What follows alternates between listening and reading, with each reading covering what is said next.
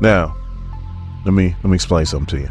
This is a great Doom story, but this is also a redemption story, and it's not a redemption story about Doom, but it's a redemption story that is long overdue. My name is Dorian. This is SCM Comics. I never covered a one-shot before on the channel. How do I say this? I think I got it. We are covering and completing Doom with Giant Size #1. So the story starts off with Doom. Well, what's left of him anyway.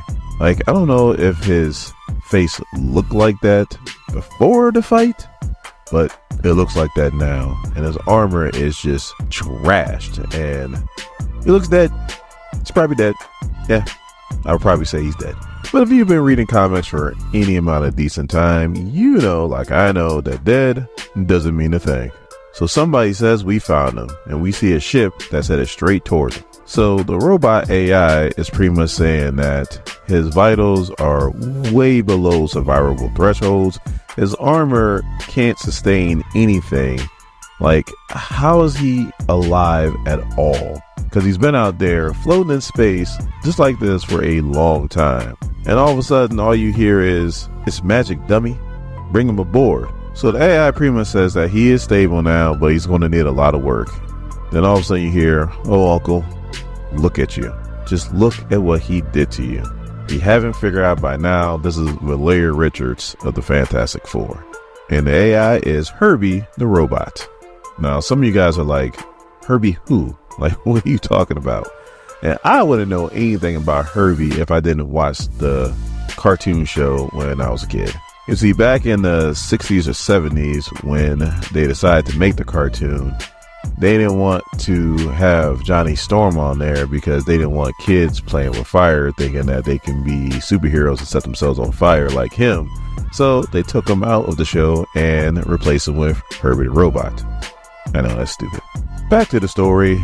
So they're trying to find a place to go. She's like, "Well, we can't go to Shi'ar space for obvious reasons, but, you know, worst case scenario, if we do, we'll just head that way." But then Herbie goes, "Hey, guess what I found? I found Doom's Titan head. It floated away from where the fight took place, and it seems to be operational still, so we can go there." So now that they're in Doom's Titan head, they start to work on him because I guess his vitals got to the point to where they can start giving him super soldier serum, but they're giving him in low doses because they don't want to give him too much. Doom wakes up and goes, "Valeria?" And she's like, "Welcome back to the land of the short-lived, uncle." And he's like, "What happened?" And she goes, "You lost." As we see Galactus and Doom going at it. So I guess Herbie was able to access the memory core in the Titan head, and Valeria, being her daddy's girl, says he checked and double checked all the calculations, and by all standards of measurement, Doom should have been able to hold his own against Galactus. But that's the problem right then and there. You see, Doom assumes since Galactus is a universal constant, that a universal constant would stay constant. But that didn't happen. And Doom wasn't just fighting Galactus, he was fighting a monster. And this monster proceeded to break his foot off right into Doom's ass. So then Doom asked about her father and the others. She pretty much was like, "You jumped to conclusions and acted too swiftly. They waited and suffered the same fate." But we'll get to that in a minute. Right now, Valeria is explaining and showing how Galactus pretty much pimp smacked Doom down, broke up his machine, and then proceeded to shoot his ass straight into space. And then flew away pretty much saying, "Don't you ever test my gangster ever again." So she pretty much explains to Doom how she realizes where he made the mistake because she probably would have did the same thing. Because for billions of years, Galactus has been like the example of energy conservation. Like, he moves slow through the universe. He doesn't do too much, and he tries to control his hunger so he doesn't use that much energy so he doesn't get ravenous or starve. But for some reason, he is giving into the hunger. He is becoming ravenous. He's giving into the madness.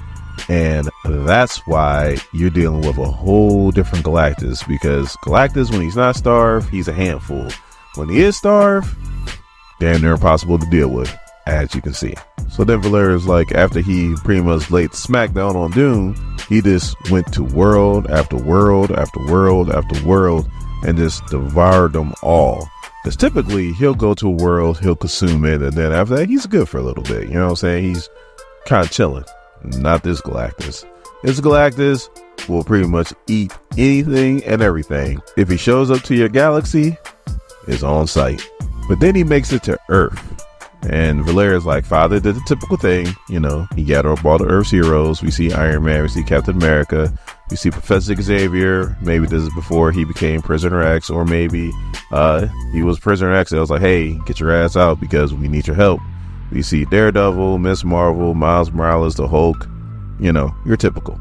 And on this splash page, we see everybody. The Fantastic Four, the Avengers, the X-Men, everybody, even the enemies, decide to help out with this because they're like, hey, Galactus is here. He's going to kill us all. So there are no more enemies. We are all together in this. And it didn't matter. He killed everybody. So as I was reading this, I'm like, this is what the hell I'm talking about. Like, they're finally putting respect back on Galactus's name. So I need to go off on a tangent just for a second. Just a little tangent, just for a second. When they introduced Galactus in Marvel Comics, he was the big bad. Like, the big bad. Like, the only way to stop him was to go onto his own ship, get this thing called the Ultimate Nullifier, which, fired by the right person, and Reed Richards would have been that right person, will pretty much wipe whatever it hits right out of existence. And I mean anything. Not just Galactus. If you shoot the Living Tribunal with the Ultimate Nullifier, he will be wiped out of existence. So this is something that is like extremely powerful and was the only thing that Galactus feared. Like, they literally had a trial of Reed Richards because he didn't destroy Galactus with the Ultimate Nullifier, and then the Living Tribunal had to pretty much come down and pretty much explain to everybody, like, look, Galactus is like a force of nature. He needs to do what he needs to do for this universe to keep going the way he needs to go. So no, Reed Richards did the right thing. But then it just seems like Galactus just became a joke. Everybody just started clapping Galactus cheeks. Like, I didn't understand it. Like, Thanos gave him a run for his money. Like, the Silver Surfer, who he gave the power to, gave him a run for his money. Like, that I just never understood. The Chaos King and the Beyonder, you can at least say that their power level is right with Galactus, so you kind of understand that to an extent. Thor just straight up murked Galactus. Now, he had the Thor Force, which is pretty much the equivalent of the Odin Force, and then Galactus also gave him the power cosmic. So I mean, you could somewhat see it, but I mean, just Galactus should just took the power away from him. Like, how hard is this? The Fantastic Four, the Avengers, and Doom ironically combined forces and defeated Galactus, and then Reed Richards felt bad and actually helped him out afterwards. But they were saying that they was able to beat him because he was exhausted, but it just became like a running gag. Like, if you want to show how powerful somebody was, you know, you pretty much had them fight Galactus, beat him, and they're like, see, he's that powerful. And I thought that was just stupid. So that's why it was so satisfying to read this book and to see Galactus just clap cheek after cheek after cheek. So my little rant's over. Let's get back to the story. So Valeria pretty much explains how he clapped everybody's cheeks about 2 years ago, and she's been looking for him ever since. That means Doom got his cheeks clapped 2 years ago and been floating in space ever since. Like, that is some powerful magic he used, because he should be dead.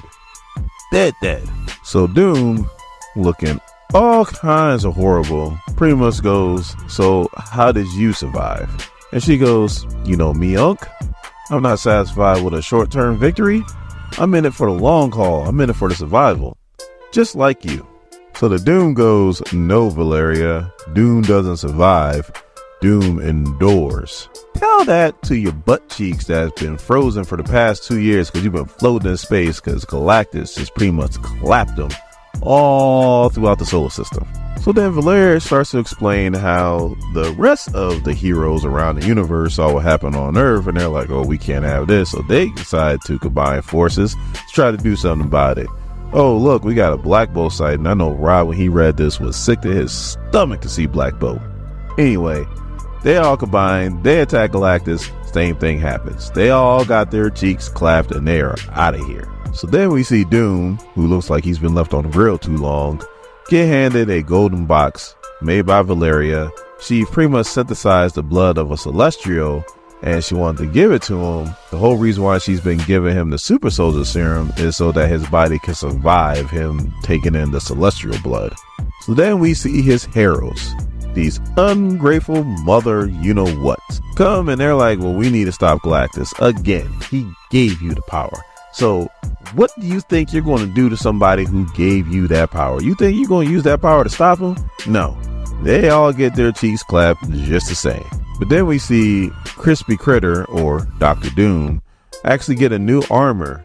And she puts 3, count them, 3 cosmic cubes to power this armor.